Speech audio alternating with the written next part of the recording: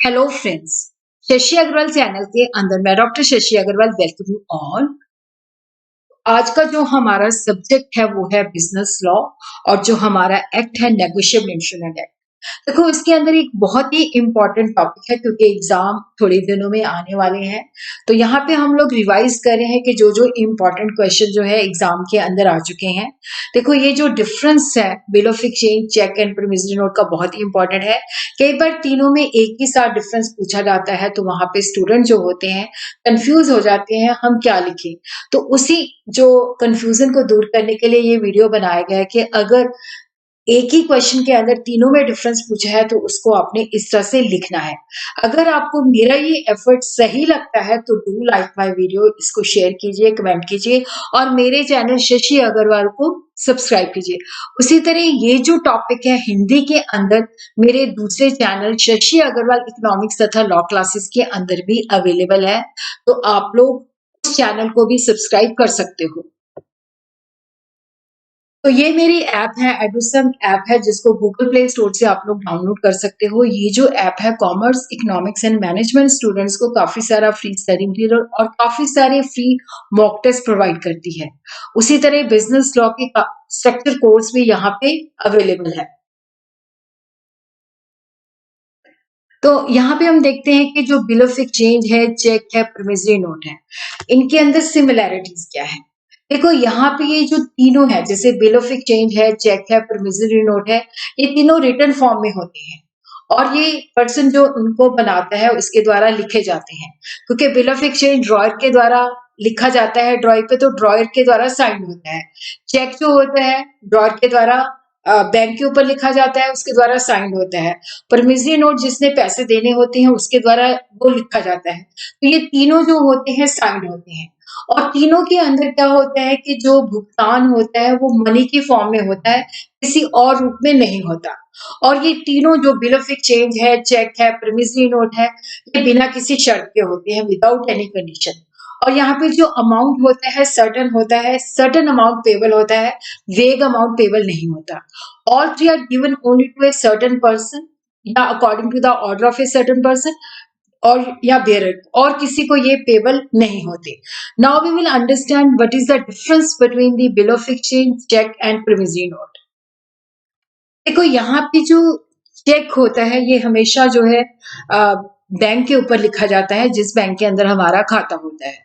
तो इसके अंदर तीन पार्टीज होती हैं। ड्रॉयर, ड्रॉई जो होता है हमेशा बैंक होता है, पे जिसको हमने भुगतान करना होता है। बिल ऑफ एक्सचेंज के अंदर तीन पार्टीज होती हैं, ड्रॉयर, ड्रॉई और पेई। देखो यहाँ पे पे कोई भी हो सकता है। तो ड्रॉयर जो है जिसने पैसे लेने हैं, जो ड्रॉई के ऊपर बिल ऑफ एक्सचेंज लिखता है, पे जिसको भुगतान करना है। लेकिन प्रोमिसरी नोट के अंदर जो है दो पार्टीज होती हैं, मेकर एंड पे। मेकर होता है जिसने पैसे देने होते हैं, पे जिसको पैसे मिलने होते हैं। देखो जो चेक होता है, क्योंकि ये ऑर्डर होता है, बैंक जो ड्रॉयर है वो बैंक को ऑर्डर देता है कि आपने पेमेंट करनी है, जिस बैंक के अंदर हमारा खाता होता है। बिल ऑफ एक्सचेंज के अंदर भी क्या है कि ये भी एक अनकंडीशनल ऑर्डर होता है to pay money to any person. Promissory note जो होता है प्रॉमिस होता है या अंडरटेकिंग होता है, जिस व्यक्ति ने पैसे देने होते हैं वो प्रॉमिस करता है। चेक के अंदर कोई एक्सेप्टेंस की आवश्यकता नहीं होती। बिल ऑफ एक्सचेंज के अंदर ड्रॉयर जिसने पैसे लेने होते हैं ये उसके द्वारा ड्रॉय पे लिखा जाता है, तो ड्रॉय के द्वारा ये एक्सेप्टेड होना चाहिए। प्रोमिसरी नोट के अंदर जिसने पैसे देने होते हैं उसी के द्वारा लिखा जाता है, तो यहाँ पे कोई एक्सेप्टेंस की नेसेसिटी नहीं है।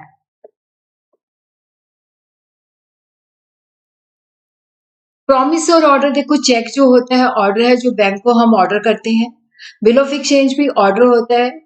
प्रोमिसरी नोट जो होता है प्रॉमिस होता है, अंडरटेकिंग दी जाती है, जो मेकर है वो प्रॉमिस करता है कि वो सर्टेन सम ऑफ मनी पे करेगा।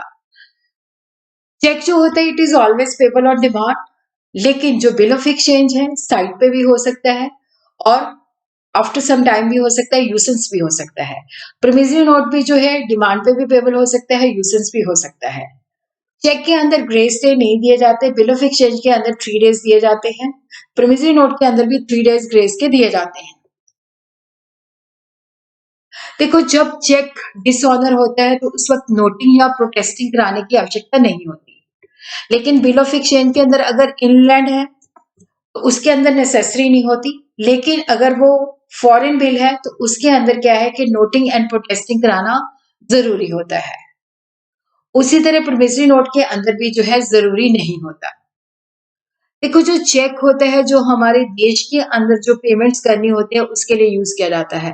बिल ऑफ एक्सचेंज के अंदर इनलैंड भी हो सकती है, फॉरेन बिल्स ऑफ एक्सचेंज भी हो सकते हैं।